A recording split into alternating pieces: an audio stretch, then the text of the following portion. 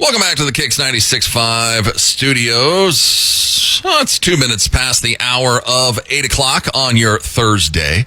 We love showcasing indie artists on the show, and this morning we're heading to Canada to chat with Canadian Americana country recording artist Ron A. McNeill. His debut album, Waiting on the Day, is out now. He just released the second single off it called Prayin' the Hell Out of Me. We're excited to chat with Ron A. McNeill on the show. Ron, thanks so much for coming on. Well, thank you for having me, and thank you for playing my new single, Prayin' the Hell Out of Me. I'm pretty excited about it. It's started out really quick for me. In the last 2 weeks, I've been picked up by a lot of stations, and things are going well, and I appreciate you playing it as well. Yeah, thanks for coming on. I mean, we posted that you were coming on last night on our Facebook page, and we've had 12 shares. I mean, in less than 12 hours. So somebody likes you out there, Ron. I got a couple people anyway. He's got a couple people. He comes from a musical family, but you've had a different path as an artist. You were a songwriter first. You started writing in your teens back around 2000. Your first song, a Canadian American or a Canadian Idol contestant, picked it up. How old were you when that happened, Ron? Oh, I was actually in my late 20s. Oh, okay. So you were out of school and already writing songs at that time. Yeah, it was just a coincidence that I had written this song, and I had written a couple songs that I thought were pretty decent, and I thought, maybe they were good enough for radio. And I said, but who could I get to record them? How do I play this game? How do I get involved? Who do I get them to? And then I was watching TV, and I seen a kid on Canadian Idol, and he was wearing a cowboy hat, and I said, well, here's a country guy on Canadian Idol. And it just happened that he didn't live too far from me. So I found out who he was, and I pitched him a song, and I got his first single on the radio. Incredible. Your old man played in, what, like a three-piece country band? He played in a rock band, a country band. He played a lot of different instruments. He played drums in a rock band in the 70s. Now, they recorded down in L.A. in the 70s, so coming from a small town in Canada to go down to L.A. in the 70s was quite a big deal, especially the price of recording back then wasn't like an in-home studio. It was a big deal, and it cost a lot of money. So they had a couple of singles up here in Canada in the 70s, and they won the Battle of Bands in Alberta, the province that I was at. And so I kind of got brought up around it, and I was involved. Just seeing it, watching it, being immersed in it all, it was all around me. Yeah. Why songwriting? I mean, you've dabbled. I found a thing, you and Georgie Lyons back in 2011, you were on her debut album. The song, I think, was Feel the Same. So you've been doing some singing, but why songwriting? Well, I mean, I co-wrote that whole record with Georgie, and I actually produced that record as well. So I had been in the studio producing demos for my songs so that I could kind of get them across. And then eventually I just started singing some of my own demos. And from there, people were liking what they heard and asked me, why don't you do a record? And I'm like, well, I'm just a songwriter.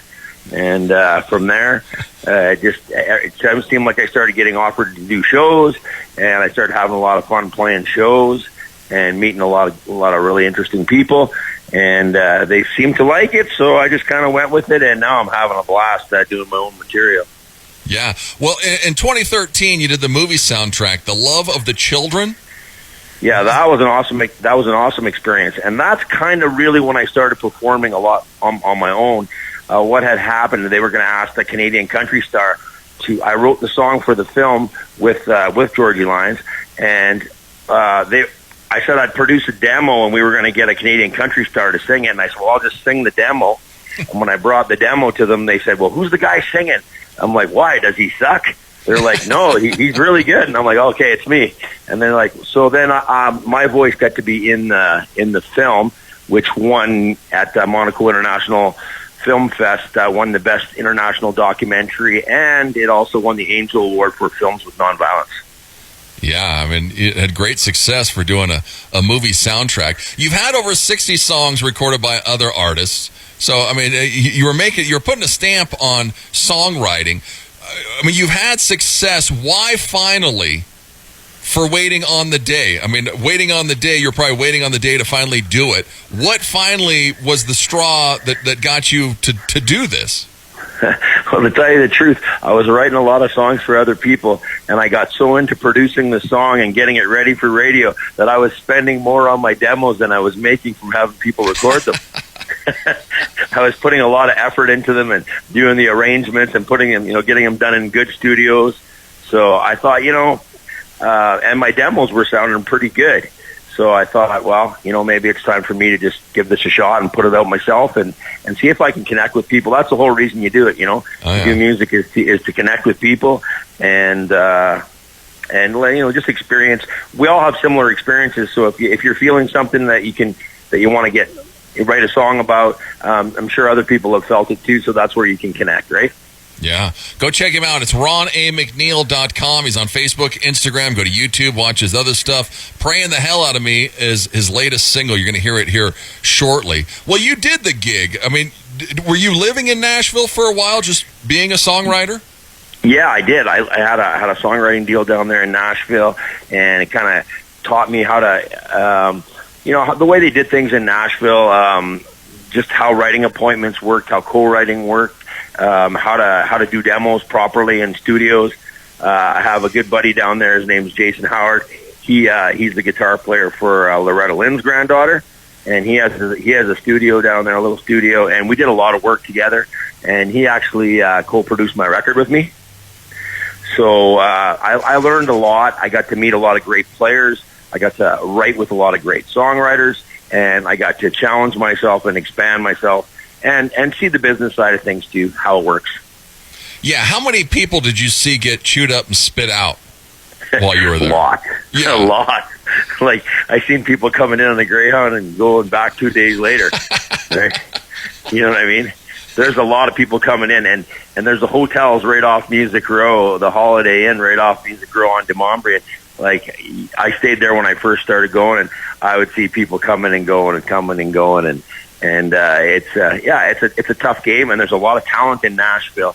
I mean, the best of the best are there, right? We would go to jam sessions, and there'd be a waiter that would just get up and sing, and he was better than one of the best singers you heard. And then there'd be a guy come out of the back, and he'd grab a guitar, and he's one of the best guitar players you ever heard. They're everywhere. There's lots of talent down there. Oh yeah, it's every corner, just like you said. You returned to Calgary. You become an HVAC worker. Were you just sick and tired of it? Was it time for a change? What was going on? Oh, no, I had an HVAC company before I went down there. Oh, okay. That's kind of how I could afford to go down there. I'd made a little bit of money. I owned a few trucks and stuff like that. So that when I went down there, because I took a big loss in my salary from owning an HVAC company to go a starting songwriter. Yeah, there's a big difference. I mean, now if you're a hit songwriter, well, I mean, some of those guys are doing pretty good. But when I first went down, I sold some of my trucks and stuff like that, and I made a little bit of money, so I wasn't worried about working, and I could concentrate on songwriting and learning the craft. Yeah, well, and there's one story where what'd you write? A song about cocaine for breakfast, and they wanted you to change it, but you said, I'm not changing anything, this is my song? Yeah, because it was a personal song about some people that I knew that I had cared about, and unfortunately they had a drug problem, and it was really affecting their life. So somebody had asked me that, if you could change it to whiskey, and I'm like, well, that's not what the song's about, and if it doesn't get on the radio, that's fine. It's a song so that I can connect with the person, and maybe they can hear that song, and maybe they can see, that their life's not going so great, and that maybe the song will help them snap out of it or something, or at least connect with them anyway, right? Yeah, for sure. Go check him out, RonAMcNeill.com. He's on Facebook, Instagram, and YouTube. His debut album, Waiting on the Day, is out now. The album, Ron, I listened to it. It's awesome. I mean, it sounds great. Obviously, you knew some people in Nashville to help you make this thing sound great. Yeah, well, it was interesting because you hear all the stories, and I don't like talking about the pandemic because that's all you hear about. But what happened with me is I had all my players, my ideal players, the perfect players that I had handpicked to do the record. And the day that I was flying out to Nashville was the day they stopped flights. because of the dynamic. So what we did is I called my buddy Jason, who I just mentioned, Jason Howard, and I said, "Listen, I mean, I'm never going to get this team. This is the team that we want. What can we Skype? Can I Skype in?" And he said, "Yeah, let's do it." So we ended up Skyping in, and I set up a speaker in my place and an iPad, and then I had so I went into the studio up here really quick and put all the songs down on acoustic guitar and a vocal. Set them down with the charts. Jason had the charts down there, and then we just filmed. We zoomed in and to the studio, and I was talking to all the players, and we just went from there. That's how we produced it. Wow, that it's crazy what you can do nowadays. How long did it take to do the whole thing virtually? Well, the bad tracks were about 12 hours. In Nashville we were at Blackbird Studios, which is one of the best studios in the world. It's a renowned studio, and I mean I had some great players on that record. I had handpicked the guys that I had wanted, and and my friend Jason lives there, so he had some connections as well. We ended up getting Wendy Moten, who was on The Voice. Wendy's singing backups on I believe she's on Praying the Hell Out of Me, and she's on Waiting on the Day. Nice. Yeah, great singer, world-class singer, like one of the best singers I've ever heard in my life. Huh. Well, your first single, Hey Bob Dylan, you release it, the thing blows up. Were you expecting that? I was hoping. Exactly. I thought it was pretty good. It was a different approach, different type of story that had, I haven't really heard a song like that before. Basically, that song was about Dylan in 1969 when he went to the Newport Folk Fest, and he decided to go electric. So, him being the prince of folk music, and then going into having an electric guitar and playing with the band, Levon Helm, Robbie Robertson, and getting booed off stage and having everybody turn on him because he was electric. So I thought that's an interesting idea for a song, and then we ended up getting Charlie McCoy to play harmonica on it, who obviously played on a few of Dylan's records, world-renowned harmonica player, and he also played for Elvis Presley. So the harmonica lick and the hook with the harmonica is really something a little bit different from modern music right now that we have on the radio. And I thought it was a little bit different, and a lot of people seem to like it. And wow, I got played all over the world. Did fantastic. It's still getting played. I'm still charting in South Africa right now. I'm in the top 5. Wow. Yeah, he's been playing on like 1,000 different stations all over the world. It's pretty crazy. If you go check out his website, ronamcneil.com, he's got a video of Hey Bob Dylan right there. Your new single, Praying the Hell Out of Me, it's the first track off the album. Where's this coming from, Ron? Well, I think it's from personal experience, and I do have a spiritual background, right? And I think we all have struggles in life, and we all have to connect with God, and we all have demons, right? No matter who you are or what you do, we all go through things in life. So it's about getting rid of the demons and the struggles that you have in life, and tapping into that source, that power. So getting the hell out of you, praying the hell out of me. Yeah, exactly. I mean, advice for people thinking about this business. You've done everything, Ron. What would you tell someone? Go home? Go be an HVAC person? No, not if you love it. I mean, if you love it, just be prepared to put the work in, and to learn from anybody you can learn from. There's so many people in so many different avenues of the business. I mean, I got to write with some hit songwriters down in Nashville. I got to work in studios with world-renowned musicians, producers, and all of them were more than willing to help you, if you ask questions. And I don't think there's really any dumb questions. You're trying to figure the whole scope of it out. So from my experience, I just asked a lot of questions and was willing to learn and learn from anybody. You can learn something from everybody. So I would say to anybody that's trying to get into it, if you think you got some talent and you really love it, it's a good thing, but be prepared to put a lot of work in and be prepared to learn. It's a big learning curve. Yeah, a huge learning curve. Listen, everyone around you. When was the last time you wore your hoop earrings? My hoop earrings? Yeah. Probably about a couple months ago. Oh, okay. I got some new ones now. I got some black stones in there now. So yeah, no, I started wearing those years ago, and it was funny because my father was a musician. So growing up with my dad, I mean, my dad had his ears pierced. I always remember my dad having his ear pierced, and he was a pretty buff guy too. He used to wear a cowboy hat and have the earring, and he used to be a pretty solid guy, lifted weights and stuff. And I had an earring in grade 8. Oh, jeez. Oh yeah, and I got razzed a lot. I had to scrap a lot. Well, yeah. Well, didn't you play you were a football player, weren't you? And I guarantee you played hockey. I was a hockey player. I actually played minor pro hockey, and so I played in the minors for professional hockey, and I was also a Golden Gloves boxing champion too. Yeah. So the earring started it all. It started. Yeah. It got me kind of rolling. Well, how are we right now, Ron? How are you feeling? We happy where we're at?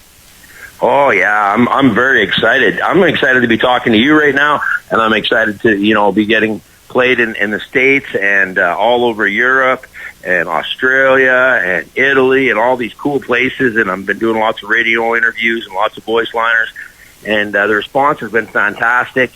And I got some good shows coming up this summer. We got the Calgary Stampede up here. Obviously, you know about the Calgary Stampede. Oh, nice. The world's largest outdoor rodeo. So for 10 days in Calgary, everything goes country. Yeah. I mean, the bus drivers wear cowboy hats, and the whole city goes country for 10 days.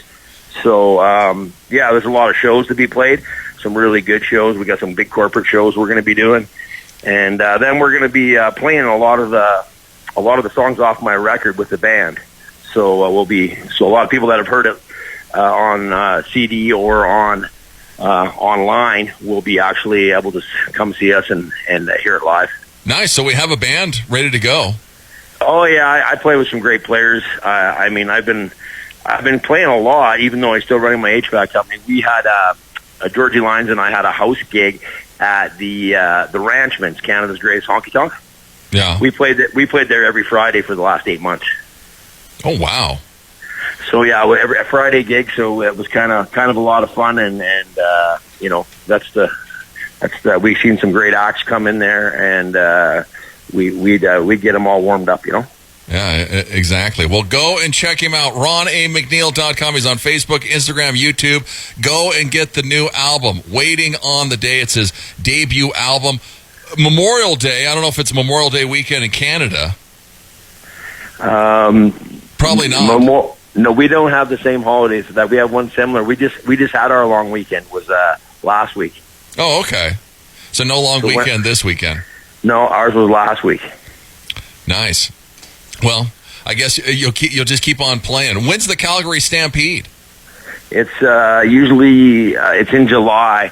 So the first after starts. It's 10 days. So I think it starts around the 7th or 8th of July and goes till about the 15th or 16th, somewhere around there. Yep. It's different every year because it starts. We have a big parade. It goes through the whole city, and I mean every year they have a major parade marshal. I think last year we had Kevin Costner, and we always have like a famous celebrity come down. They start the parade on the Thursday, and then that Thursday night festivities start, and then it's country music and rodeo for 10 days straight. Yeah, it's funny you say everyone turns country. It's the same way around here. We have the Wild Rodeo in Sheridan, Cheyenne Frontier Days. That week, everyone busts out their cowboy boots, their cowboy hat. Yeah, that's when you see it all that week. Everyone's a cowboy. Well, we do have a lot of cowboys up here, but everybody becomes a cowboy exactly. for 10 days. Yeah. Yeah, we got a bunch of cowboys, but everybody's a cowboy during that week. Yeah, you see cab drivers barely can get their heads in their cabs because they got a big cowboy hat on. Yeah. Now go check out the album. I loved Holes. That's a great song. Thank you. Thank you very much. Interesting, when I wrote that song quite a few years ago, when I was going through a breakup with my wife, and after I wrote that song, well, my new partner is Georgie Lyons. She recorded the song on her record. Oh, and really? Yeah, she did a great job of it as well. It's a little different, but she asked me if she could record it, and I said, no, I might record that. I'm thinking about recording that, so I don't think so. And then she played it for me, and I said, wow, you did a pretty good job. You learned the song. Okay, so we put it on her record a few years back, and but I had a different vision of it, being having the heavy slide guitar in it. Yeah. And so, yeah, we went a little bit of a kind of a rockier country version of it, so. Yeah, go and check it out. It's on Waiting on the Day. RonAMcNeill.com. Go and like him, follow him. Big things coming Ron's way. Ron, thanks so much for coming on. Well, thank you, Jeff, and thank you to all the people down there that are listening to me. I appreciate you all, and hopefully I'll get to see you and meet you someday. Exactly. Praying the hell out of me. It's Ron A. McNeill. It's KIX 96.5.